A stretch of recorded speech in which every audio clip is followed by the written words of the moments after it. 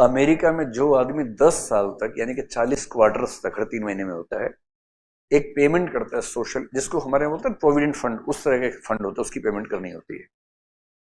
For 10 years you have to pay. अगर आपने 10 साल यानी कि 40 क्वार्टर्स पे कर दिया, उसके बाद जिंदगी भर आपकी मेडिकल केयर स्टेट करेगा। Otherwise in America medical care is such a difficult thing, you can not survive in America, क्योंकि वहां हेल्थ को मैनेज करना बड़ा मुश्किल है, इतना मुश्किल है।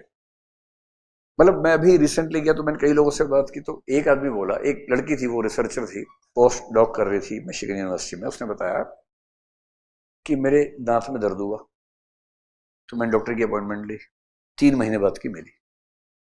ये अमेरिका की बात कर रहा हूँ, दुनिया के सबसे शानदार देश की बात कर रहा हूँ। भारत के दांत में दर्द हुआ, उठे चले गए, डॉक्टर साहब देखो जरा, करे हाँ हाँ बैठो बैठो, देखा ठीक कर दिया, निकाल भी दिया, हो गया। 3 महीने बाद की अपॉइंटमेंट मिली। तो 3 महीने बाद गए, जिस दिन गए बाई चांस उस दिन एक और दांत में दर्द हो गया। तो जाके उसने कहा दिखाने के बाद कि डॉक्टर साहब इसमें भी दर्द है। उसने कहा sorry, you have to take another appointment for this tooth. बोले क्यों? आई एम सॉरी, वो मेडिकल सिस्टम ऐसा है। अब 3 महीने बाद दूसरे दांत के लिए जाना है आपको अपॉइंटमेंट लेके।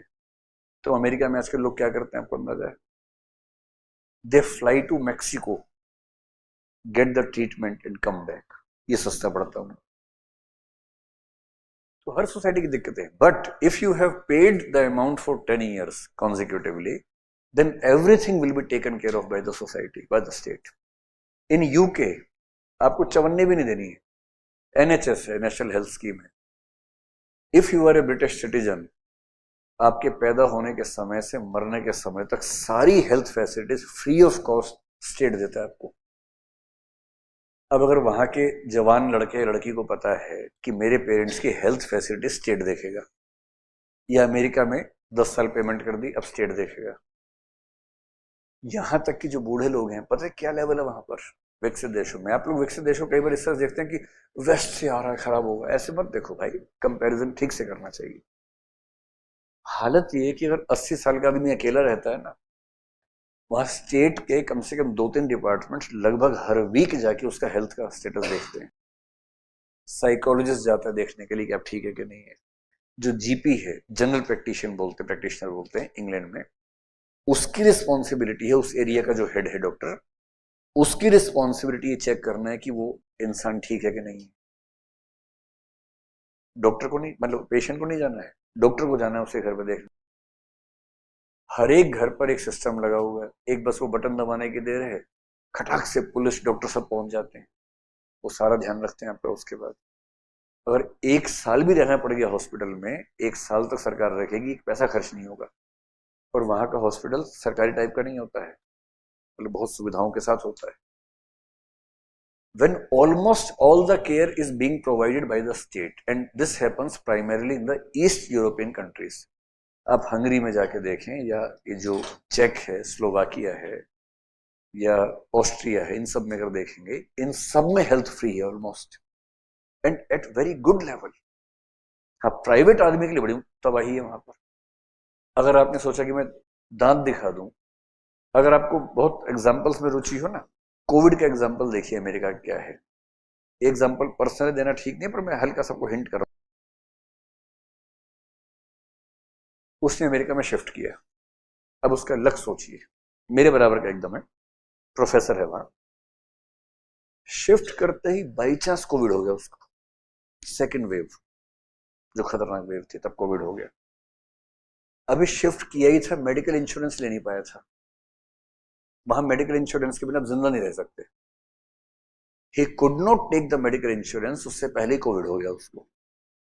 तो लगा ठीक हो जाएंगे, 3-4 दिन बाद लगा कि नहीं बचेंगे, तो इमरजेंसी में डायल किया हॉस्पिटल, वो खटाक से आए, लेके चले गए। ये अच्छी बात है, हिसाब हिसाब बाद में कर लेंगे, अभी अब चलो पहले बचाते हैं आपको। 15-20 दिन रहा, कुछ आईसीयू में भी रहा, बट फाइनली ही रिकवर्ड। और उसके बाद उसने पूछा कि मेरे पास मेडिकल इंश्योरेंस तो नहीं है। बोले then you will have to pay. बोले अच्छा, मुझे टेंटेटिव बता सकते हैं कितना बिल हो गया? बोले हाँ बता देते हैं। निकाल के ले आए बिल, और वो बिल था $1,40,000। which comes to 1,20,00,000 rupees almost. 1,20,00,000 रुपए का बिल आया उसका, कोविड का। समझ रहे हैं, ये अमेरिका है। तो इसने कहा ये बताओ कि ये तो मैं जिंदगी में पे नहीं कर पाऊंगा, तो मुझे छोड़ोगे नहीं छोड़ोगे आप लोग यहां से? या तो रख लो यही, बर्तन धोना कुछ कर रहा हूं मैं, क्या क्या अब मैं कहा, इतने पैसे कहां से दूंगा भाई? तो बोले नहीं आप चिंता मत कीजिए, we have many solutions, so if you don't have the money, instalments will be made for you and you have to pay gradually. जिसका मोटा मोटा मतलब था कि अगले 15 साल तक पेमेंट करनी होगी कोविड के बदले।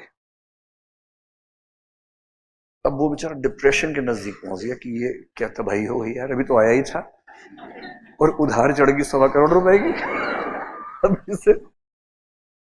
लेकिन भला हो जो बाइडेन का, उसी समय बने थे प्रेसिडेंट अमेरिका के, कोविड सेकेंड वेव से कुछ पहले बने थे।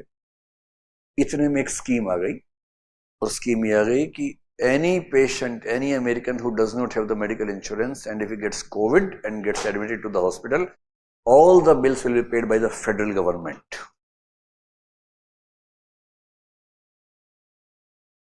जान बच गई, सारा बिल सरकार ने पे कर दिया और फायदे में रहा।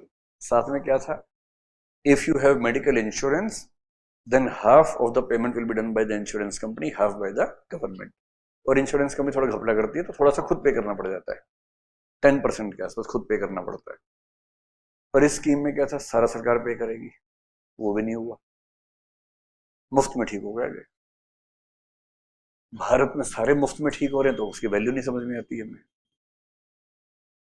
आपको पता है इंडिया कितनी शानदार कंट्री है, दांत में दर्द हो तुरंत ठीक हो जाता है। वहां 3 महीने में दांत निकल जाता है आदमी का डर के मारे। लेकिन सो इट्स नॉट, मतलब परसेप्शन से मत जाइए, every society has few wonderful thing, but the state in western countries has taken so much responsibilities from the sons and daughters that the old age can be easily lived in the western countries with the help of the state. Family की भूमिका यह है कि emotional support देनी होती है, वो state नहीं देगा, वो फैमिली देगी, बाकी स्टेट कर लेता है।